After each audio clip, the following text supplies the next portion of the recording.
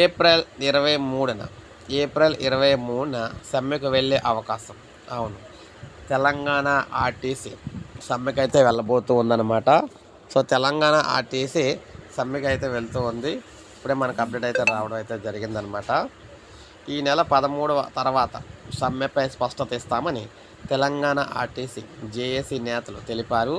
13న labour commission RTC యాజమాన్యంతో చర్చిస్తామన్నారు.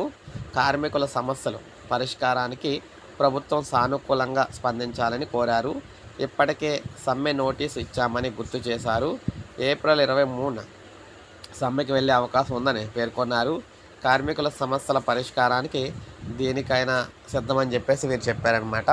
So దీన్ని బట్టి మనకి ఏమర్థం అవుతుందంటే తెలంగాణలో ఆర్టీసీ ఆర్టీసీ ఉద్యోగులందరూ కూడా సమ్మెలోకి అయితే వెళ్ళబోతున్నారన్నమాట.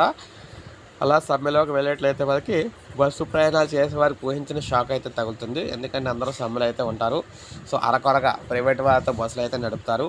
అప్పుడు ప్రయాణాలు చేసే వారికి అయితే అందుబాటులో బస్సులు అయితే ఉండవన్నమాట. సో ఇప్పుడే మనకు అప్డేట్ అయితే వచ్చింది. లైక్ చేయండి, సబ్స్క్రైబ్ చేసుకోండి, మన ఛానల్ సబ్స్క్రైబ్ చేసుకోండి.